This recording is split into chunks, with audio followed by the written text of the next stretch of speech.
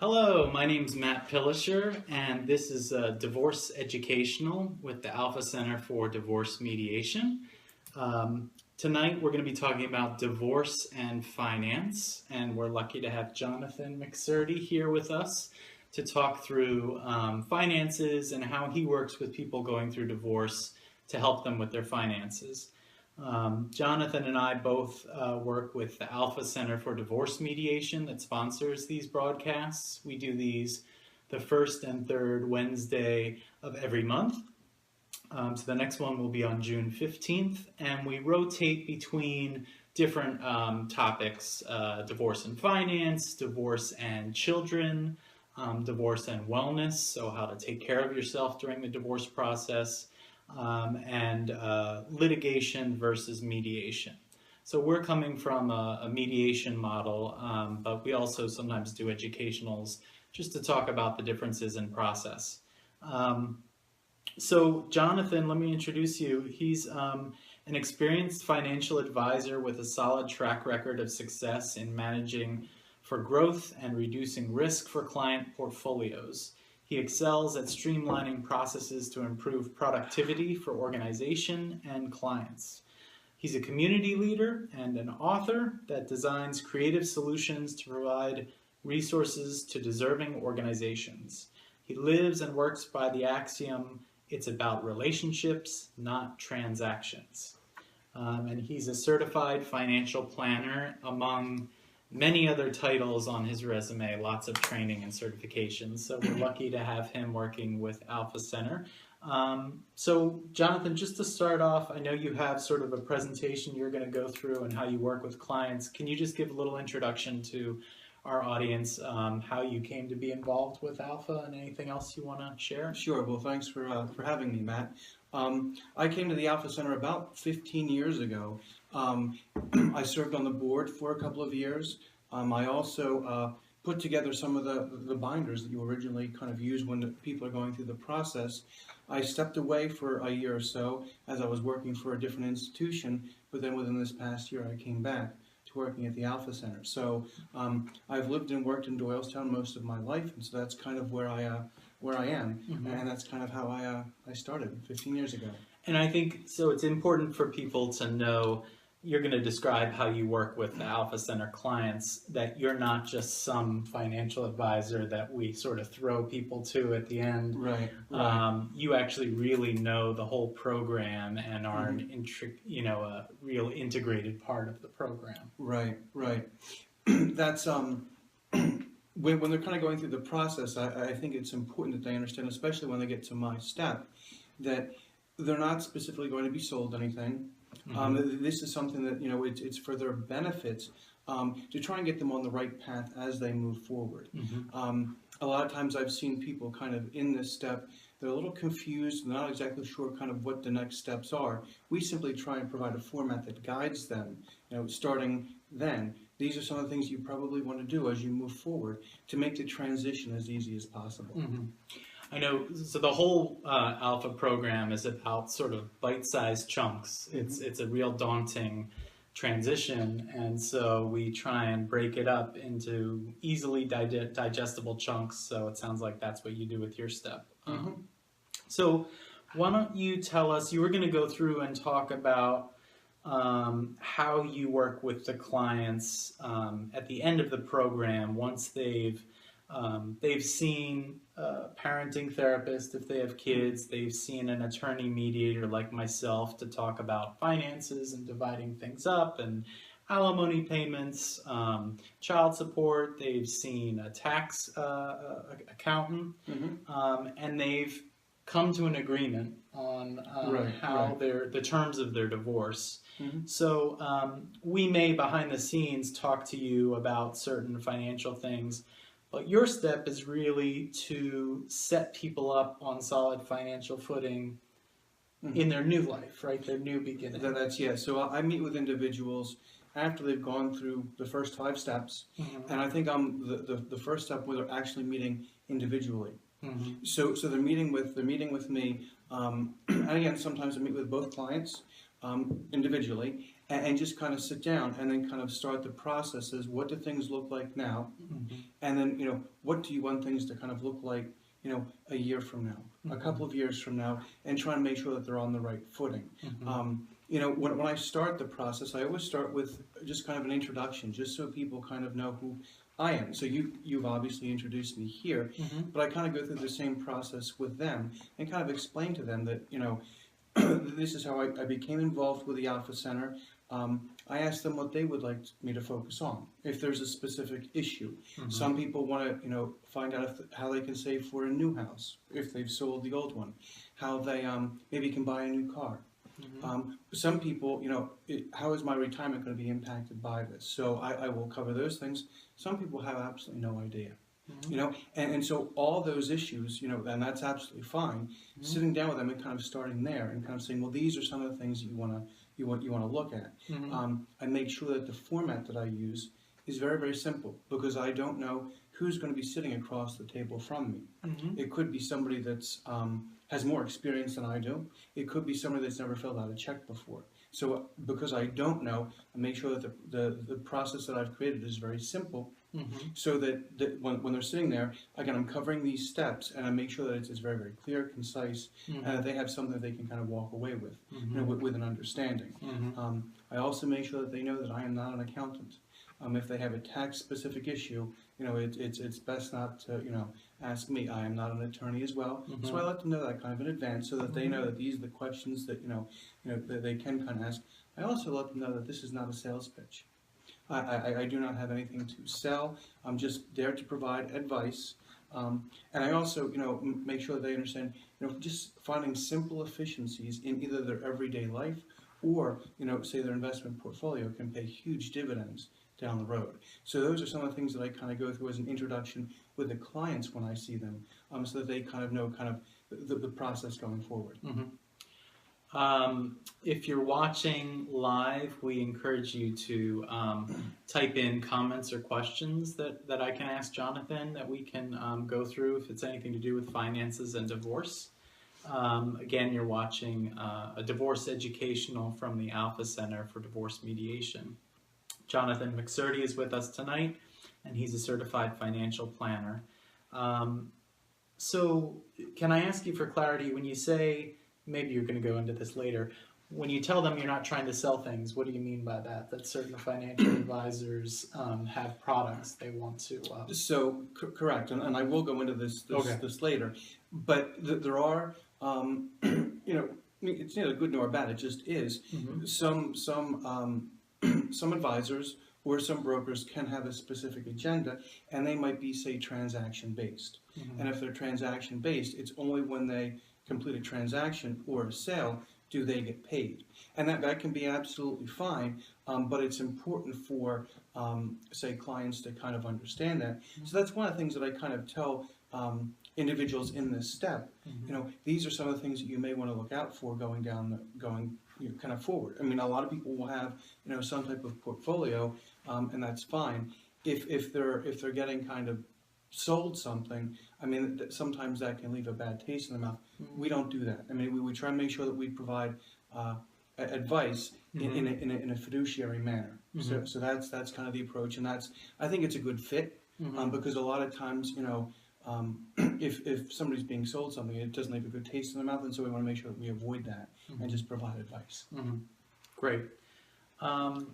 So let me have you keep going. You provide a general introduction to them and give them a sense of what they're going to go through. Then what do you do? So then the next kind of step that I take is I have developed what's called a personal financial assessment form. I send that to them in advance. And so what I do is I just have them fill it out. They're softball questions. It's nothing really difficult. I just want to see how they're feeling emotionally. Because when you get to a budgets are just numbers, and it's math, and it's relatively easy. But if they're mentally kind of not there, it can be problematic. So I have this assessment. They answer the questions, and again, it's not difficult. I just kind of want to see where they are. Many people feel that they're kind of in an emotional haze, and they don't feel like their feet are kind of on the ground. They're just kind of going through the motions. and I want to make sure that, if that's the case, I know what to focus on kind of moving forward. So if they're, if they're scoring very low on this personal financial assessment, I then know I want to spend more time on the budget, and because these are the things you kind of have to get right. Because if you don't kind of get the blocking and tackling correct, down the road, it could present problems. And if it presents problems, that can then affect, say, your savings for retirement or something like that. So I just kind of want to see kind of where they are. And another thing I think that is important is past money issues can very easily resurface. So I know a lot of times finances can be the impetus for a divorce. If that's the case, sometimes some of these money issues can resurface, and if they do, even post-divorce, it can present a problem down the line. So I try and make sure that I kind of want to see where people are, because again, it can obviously be very important. Just one quick example, I had a client kind of going through this step, and pretty much was finalized. We got to the point where he was pretty much getting ready to leave with his new life, and he said that he had to get a new car. And I said, okay, that's absolutely fine. People need to drive. And unfortunately, the car that he selected was a $100,000 sports car. And that might be absolutely fine in a different situation, but you always want to make sure that you're kind of thinking about where the dollars and cents are going, and kind of really think that out before you make that leap. Right. So that's kind of important. Right. And sometimes, again, those are old money habits that are coming back to the fore, and you really have to be careful with how that's approached. If you're just joining us, you can feel free to leave comments or questions. Hello, Matt, who joined us a few minutes ago.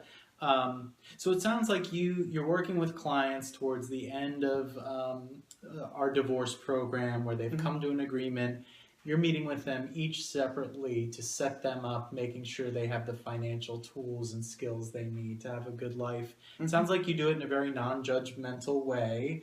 You're trying to feel out people's sensitivities or past problems around money without judging them about it, but making sure they don't fall into the same traps. And that's exactly correct. I mean, those traps are there, and just trying to make sure that obviously they're taking the steps in a thoughtful manner.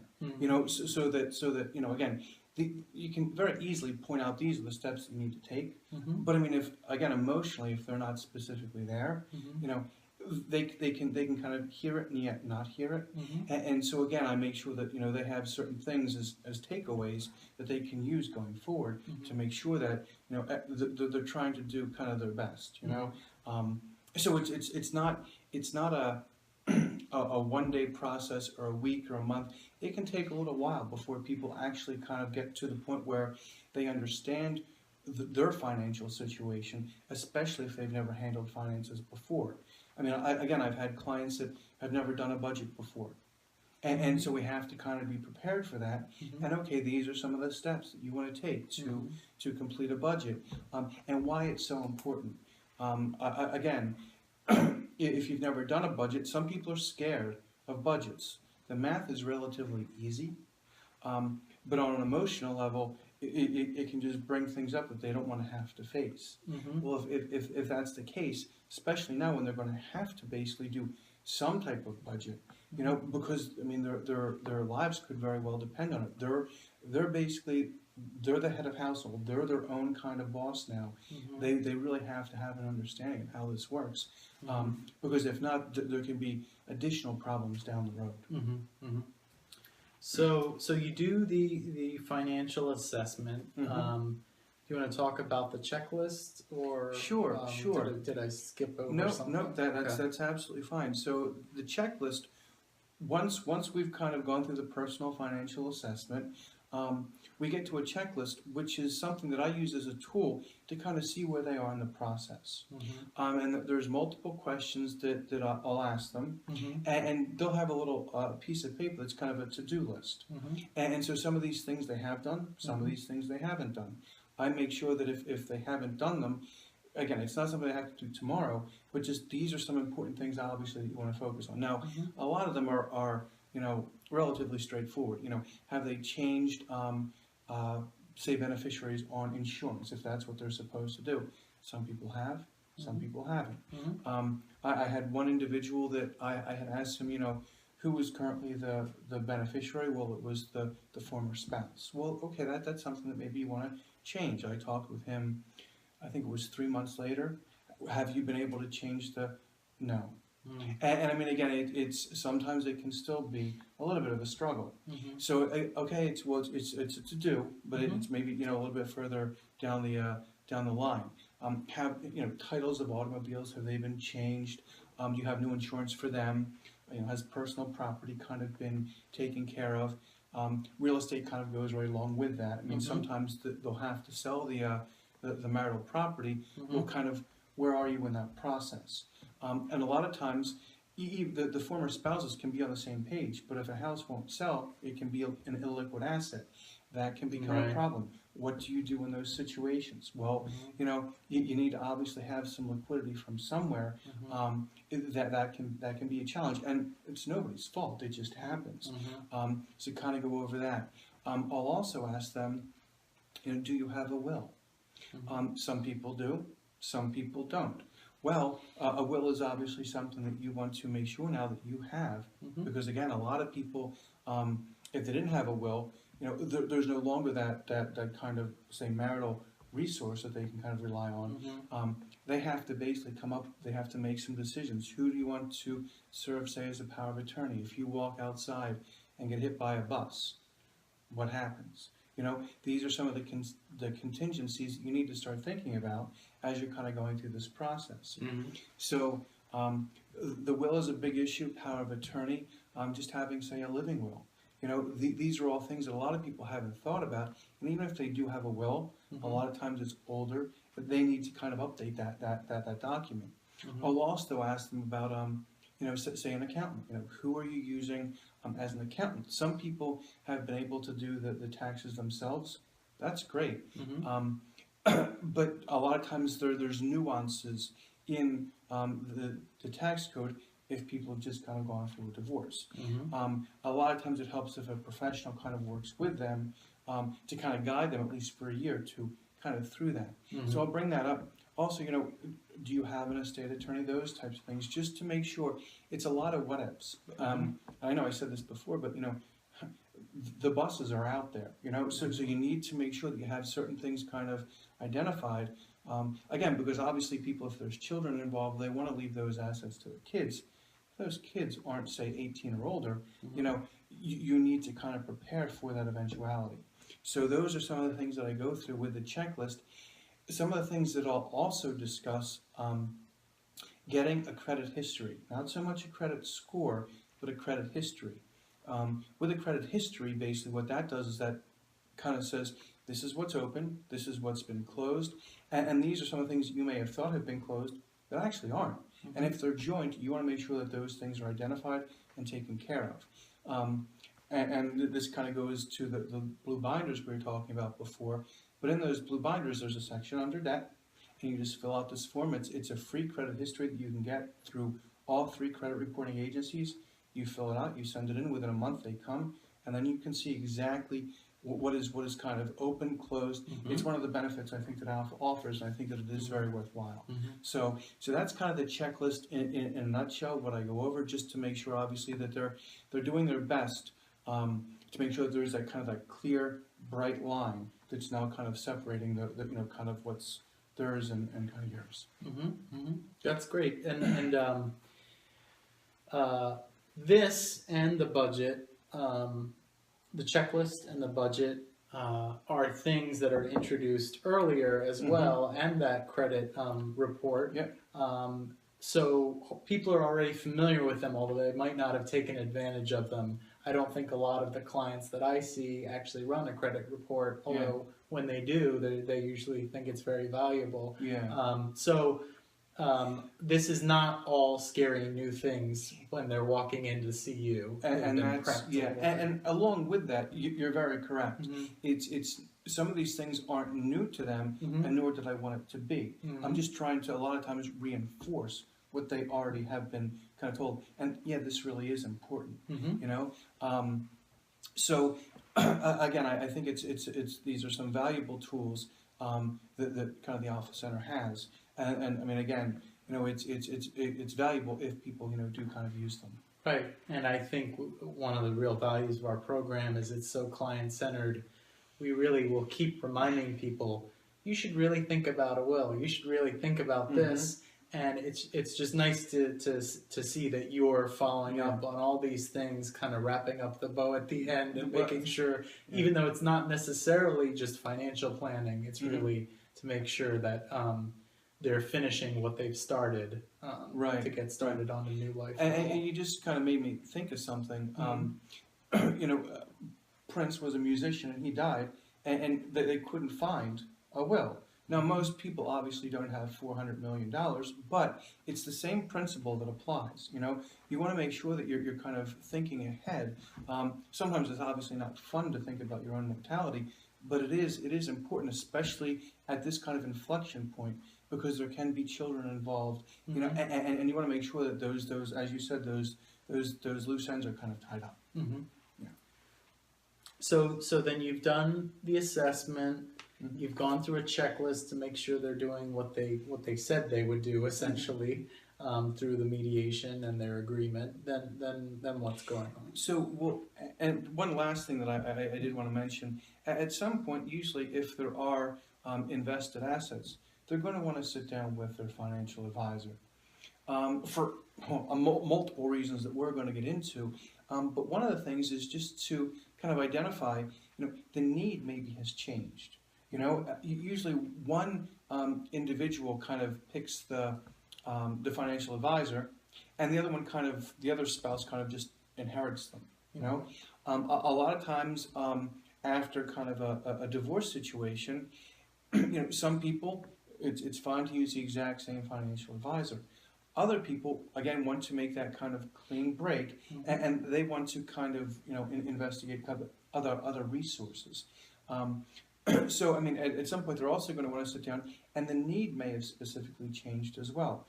Risk tolerances might be different. So, again, when I'm talking about the checklist, also sitting down with an advisor, you know, can kind of help, and can also kind of help make a decision as to what you want to do. And in another couple of steps, we're going to go over what transpires, you know, with some of the advisors and how they work. And then people, again, with some of the information that we're going to go over, can make a more educated decision. That being said, the next thing that we kind of go through in this Alpha program is the budget.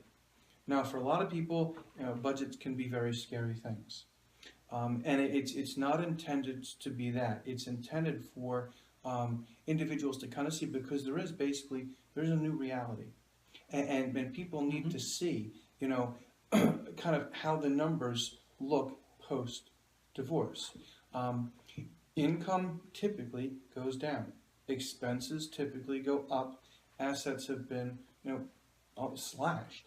So with that, you know, it is a new kind of financial reality that you're looking at.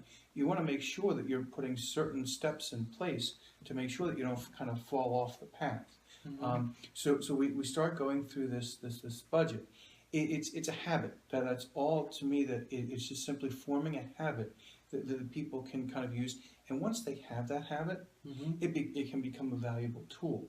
And again, I think, as I said before, you know, starting to find simple efficiencies over the course of time can make huge differences, you know, in your financial well-being. So we kind of start with a budget. Liquidity is key. And just kind of as an example here, client that I had met with sold the house, received funds from the house, and she obviously had to live somewhere. She decided to take the liquidity that she had from the house sale and use that to buy a condo, and that makes perfect sense. Unfortunately, she used every dime of liquidity to purchase the house. Well, or I should say the condo. Yep, the condo. Well, unfortunately, you know, things break. And so the refrigerator kind of broke. And I think there was an issue with the water heater. Well, because there was no liquidity, She then had to put that on credit cards. Mhm. And again, a cycle kind of starts there.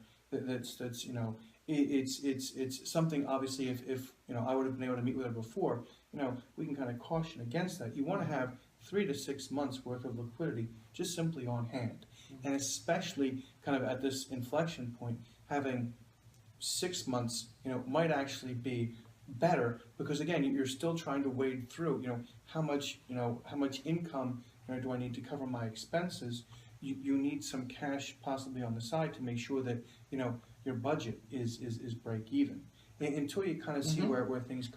where things are. So in that situation, would you say, have you thought about a cheaper condo? Have you thought about Sure. renting for a year? Mhm.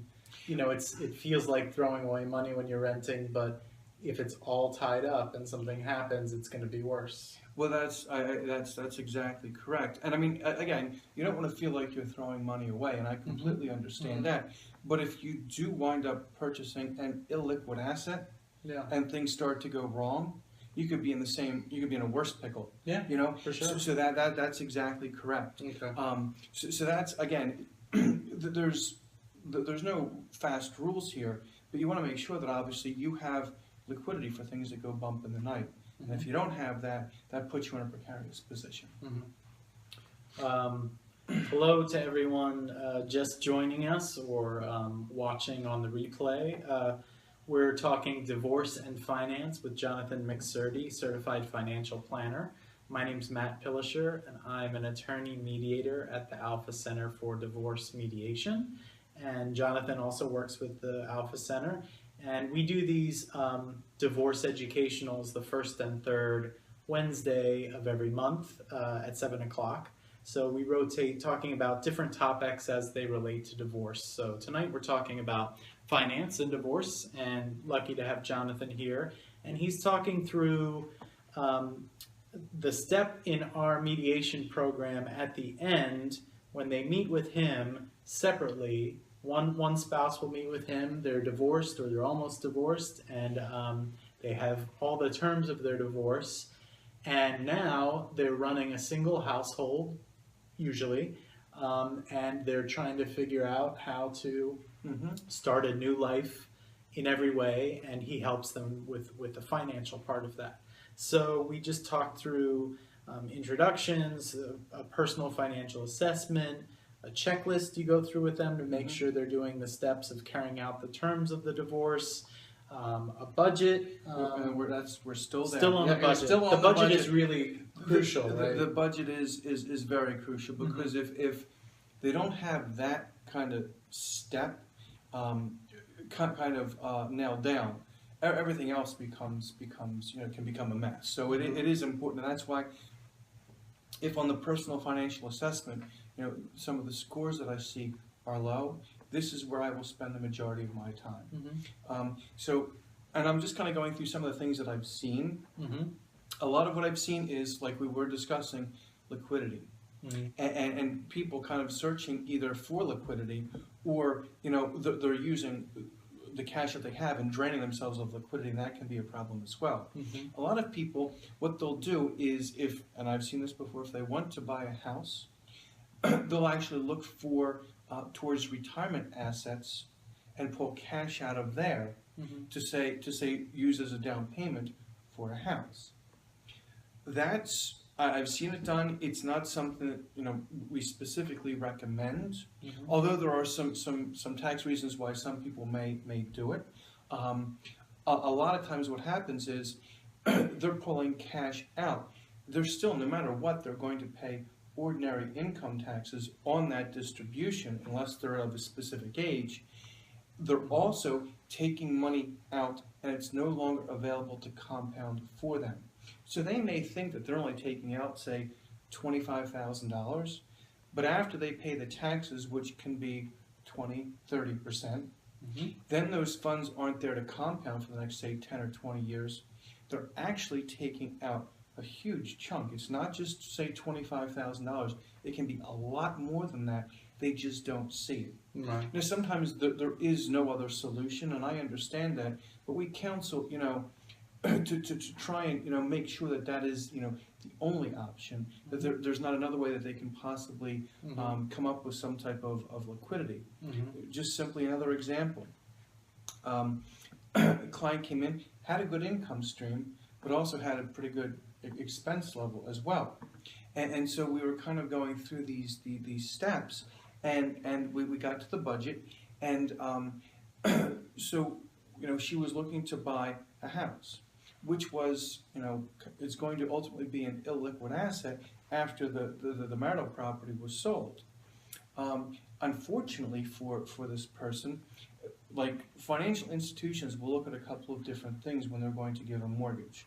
They're going to look at debts to income. They're going to look at loan to value, and they're going to look at past credit history. Now, even if past credit history was fine, the debt to income, could be a huge issue, and they're going to say, you can't specifically afford the house that you're specifically looking at. So again, we try and counsel that, hey, these are maybe some of the things that you can and cannot do, kind of going through that process. Now, on the expense side, this client, I was looking through the expenses and kind of talking her through it, and we came across this one line item, and it was pet expenses, and it was $500 a month, spending on two little, like, I guess, Pekingese dogs. Wow. And I said, well, okay, maybe you need to have a kind of sit down with Fido and Spot and just say, there's new kind of financial realities here. You may want to kind of start to cut back on some of this, because again, it becomes important because it's your, it's your new financial reality, and you've got to figure out a way to kind of make this work. And at some point in time, things have to balance.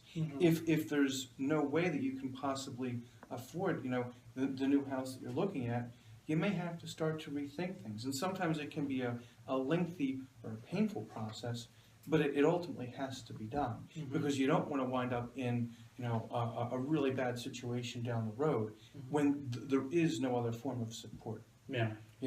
So we focus on the budget for that. So then what I do is we go line by line through the budget. I then basically take that information, I put that into an Excel spreadsheet format. It's really simple. It has cash flows at the top. So right away, client can see it's either positive or negative. And then below that are all the different line items, just like we had discussed, going line by line. They then have that, and it also shows variances. So if they think that they're spending, $200 per month on food, when it's actually, say, $500 or $700, it will show that variance if they use it. It's not a good nor bad, but again, it tells them, here's something you were kind of thinking one thing, and it's actually the other.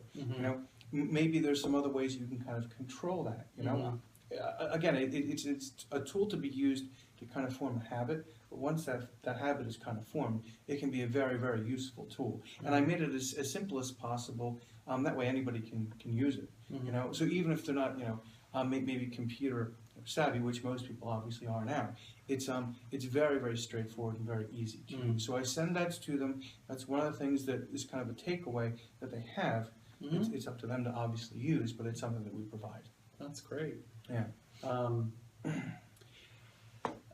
When you were talking about Fido and Spot, it's much harder for people to tell their kids finances have changed.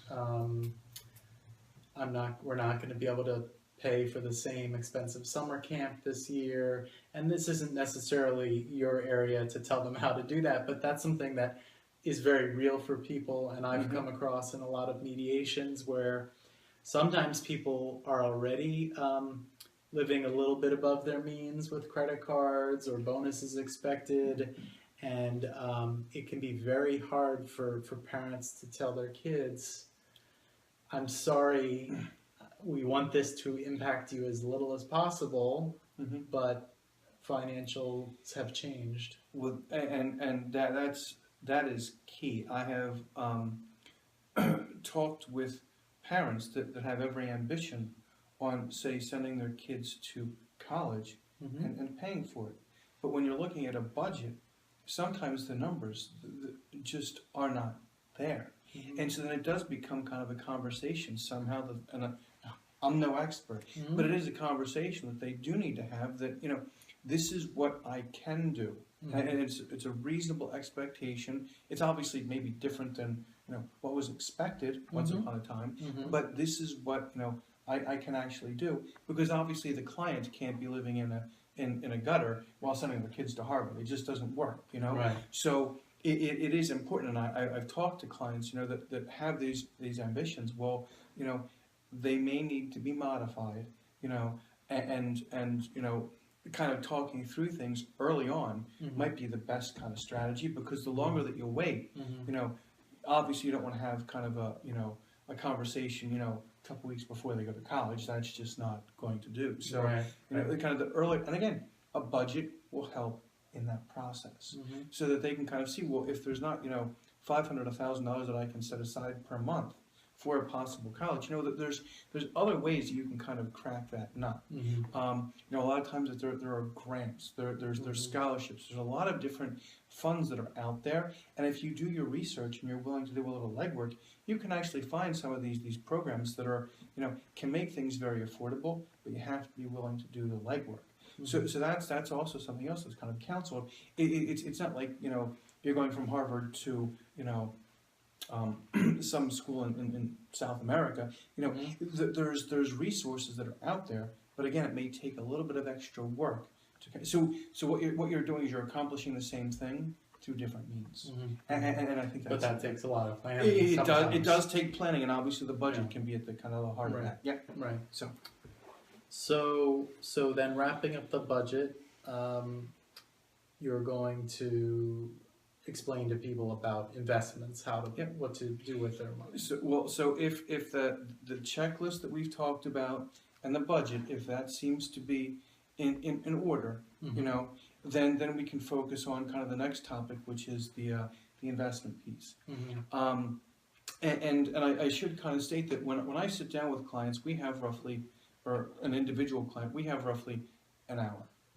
And so there can be a lot of information that they're getting, and just this one topic alone can go on for a long time. I try and keep it as concise as possible, but this is important, and just kind of at a high level, I'll explain kind of briefly why.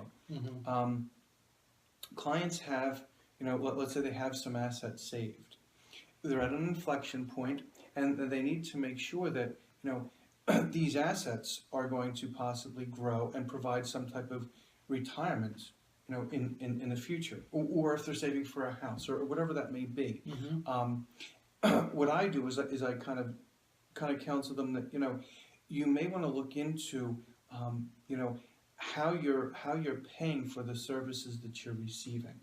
Not that it's good nor bad, but I think that there's a lot of information that's kind of unknown. And whenever information is kind of unknown, a lot of things can happen. So what I do is I explain to people that there's now there's brokers, there's investment advisors, and there's also there's other investment counselors. They get paid in three different manners. You can be a broker, and typically brokers are compensated via commission, and that's okay. That's fine, but it becomes very difficult to understand the how that compensation works when basically you get something and you receive a prospectus, and most people don't read their prospectuses. Most people just throw them out. And that's considered to be disclosure, and that's fine, but it doesn't tell the client a lot about how the service or the product is being paid for. The other way is there's fee-based, and fee-based basically says, we may be charging a fee, but depending on the product, we may also charge a commission depending. So it's kind of important to understand that. Then there's also fee only, where it's pretty crystal clear. This is how the advisor gets compensated. And again, I'm not saying that one is good or bad. I have my own kind of viewpoint, but to me, what I think is critical is that people understand exactly how much they're paying for whatever they're receiving. Mm-hmm. And when I was saying about sitting down with an advisor, it's a very fair question to ask. How are you getting compensated? Mm-hmm. How does this work? Mm-hmm. And if they kind of start to dance around the topic, Mm-hmm. well, then maybe you kind of have part of your answer there. And just kind of sitting down. There is something now that the Department of Labor is coming out with. It's they're basically saying that most financial advisors that deal with retirement assets have to deal with those retirement assets and those clients in a fiduciary manner. Mm-hmm. That they're putting the interests of the clients first. Mm-hmm. Well, I think that's great. But to me, when I think about it, I would think, well, isn't that what the advisor was doing all along? Right. That's what I think a lot of people And think. if it's not, Yeah. I don't know. That kind of, I think that the intent and spirit of the ruling, or how this may come down, I think the intent and spirit is wonderful, Mm-hmm. but I wonder how that's actually going to play out. Mm-hmm. Because again, if basically, to me, you have to know basically, this is kind of the cost structure, and there's if you're buying, say it's a transaction. Mm-hmm. To me, it's important that you understand that this is a transaction, and this is how the compensation model kind of works. Because it's only when you know how much the TV costs, you know that you're getting, say, a fair value. If you don't know how much the TV costs, it to me that kind of bothers me. Mm-hmm. So with typical, and I'll just use as an example, mutual funds, Mm-hmm. they can be sold, say sold by prospectus. There can be what's called a sales charge. So you pay the sales charge, but then there's also annual expenses. You can also be paying the annual expenses. Mm-hmm. Then after that, there's other fee structures that are kind of embedded in there that sometimes you never see. So all of a sudden, And it's just getting taken out of the account. it's getting taken out Mhm. every day, and it may be nickels and dimes, but those nickels and dimes really matter. Yeah. And especially again when we go back to kind of the divorce situation, you're at an inflection point. Finding efficiencies anywhere that you possibly Mm-hmm. can become very, very important, Mhm. especially down the road. Mhm. One of the I think it's kind of magic, is just simply compounding. Mm-hmm. So the more assets that you have that are compounding for you over the course of time becomes very, very powerful. Mm-hmm. That, in conjunction with time, can make up for an awful lot. Mm-hmm. So people that they they may only have, say, X amount of dollars saved, and the budget may be I don't want to say problematic, but may kind of constrain how much they can save. Well, again, if they realize certain efficiencies, that can make up for an awful lot. Mm-hmm. So with the fiduciary standard, which I think is, again, like I said, good, they're supposed to act in the client's best interests. What does that mean? There was a suitability standard, and I'll just kind of use an example to kind of paint a picture. Say you're going into a shoe store and you want to go in and buy running shoes. You're going to run. You walk into the shoe store and you come out with high heels. You got shoes, and can you wear the shoes? Yes, but can you wear the shoes for what you actually wanted to do, which is run? Not so much, and then maybe finding out that possibly the salesperson was compensated additionally for selling high heels. Again, that kind of leaves a bad taste in your mouth. Even if it was kind of what the salesperson thought was in your best interest, Mm-hmm. the next time you go in, how do you know? Mm-hmm. So it's important to differentiate between the fiduciary and the suitability standard. Suitability standard, if it fits, the shoe may fit. That would be okay. On a fiduciary level, you would be getting those running shoes, or what you actually needed. Mm-hmm. So that's kind of So as long as it's suitable for what the client asked for, it could also be in the financial interest of the financial advisor. That's Right. exactly Okay. correct. And again, this goes back to how the advisor or the broker gets compensated. Not saying that it might be. I mean, could very well need a specific product for your specific situation. I get that. But fully painting the picture of this is how much it specifically is going to cost, and this is what it means. If somebody's paying, 2 or 3% per year for their advice, and they know that, and they know the impact, and they're comfortable with that, that is absolutely fine. But where I kind of pause is where people don't know. I want to make sure that they kind of, and especially in this situation, that they have an understanding. This is kind of how the system works. That people think that, they're paying for the advice and they're paying, say, an advisor, and that's absolutely fine. What they also have to understand is there's an entire industry behind that, depending on the advice or the product, that industry is also, kind of taking in fees, and they have to at least understand how that works, and again, once that's kind of, I kind of explain that to them, I think that they can make a better educated decision based on the advice that they're specifically receiving. Go ahead. We're running out of time, so Okay. yeah, we should try and wrap up in a little bit. So I'll let you do that. We're talking with Jonathan McSurdy, who's a certified financial planner, about all the things he tries to go through to talk to clients who have gone through our mediation program. They are divorced. They've decided the terms of their divorce, and they're starting a new life on their own. They sit down with this guy and they go through some of the basics to make sure they know how to live on their own. So we've talked about budgeting. We're talking now about investments. So can you maybe the last couple of points around last couple of quick points with investments. Sometimes the simple advice that you received years ago, it's actually true. A penny saved is a penny earned, and if that penny compounds for you, that's a really good thing. Don't put all your eggs in one basket, And I've seen, whether it's been with individuals or I've looked at very large pension plans, guess what? Some of these things that, they apply, the same trip the same individuals, same corporations up all the time.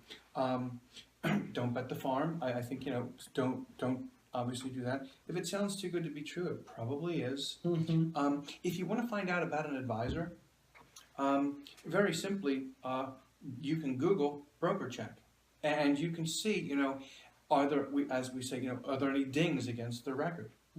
It doesn't give you a complete picture, but at least, it's a good place to start. And then when you do sit down with, say, an advisor, you can ask him more educated questions. How are you being compensated? How does this work? And again, it's and I'm going to have some of this for the some questions to ask, on the Alpha website, because it is very important. The amount of money that can simply be lost is staggering, and when it's compounded, it can be hundreds of thousands of dollars. It's no small affair. So just kind of to wrap up, just kind of having a fundamental understanding of how these things work is important, but it also does tie back to the budget, and making sure that budget is kind of finding efficiencies there as well. You do those two things, even if it becomes difficult because, after a divorce, expenses have gone up, income has gone down. There are ways that you can find it kind of save, just over the course of time, some true assets. So those are some of the things. So that after we kind of meet, I will kind of send them, as I said, the budget. Plus, there's a couple of pieces on the investment side that I will also send them. Just fundamental practices that they may want to consider. Have a goal. Control your costs. Allocate properly, and just have discipline. I'll send that out to them if they specifically request it, because again, we're not trying to obviously push anything here. And then just kind of recap our meeting, and just kind of, if there's any questions, obviously they can get back in touch with me. I'm available for that. But that's kind of how I run the program. So, I think that it's come across relatively well. So that's kind of what the Alpha Center does for my staff. Great. And that's one step of 7 in our program, so you can see that it's very comprehensive, it's very client-centered. You get a wealth of information, and part of our model, I think, is to really educate our clients so that they make the best informed decisions, Yes, aren't kicking themselves later saying, hey, I heard I could have done this. Mm-hmm. And so it sounds like you really do a great job of educating people and making sure they're up to speed on the financial decisions. Yeah, well, that's, I mean, obviously after they kind of see me, there's one more step, and then they're pretty much charting their own path, making sure that they're charting the best path, I think, is all what we're all trying to do. Yeah. Well, thank you, Jonathan. That was Thank you for having me. So this has been a divorce educational for Alpha Center for Divorce Mediation. We do these the first and third Wednesday nights of every month and start at 7 p.m.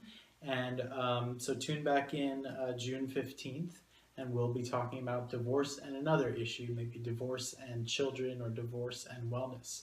And we'll have some expert guest on. So good night. Thank you.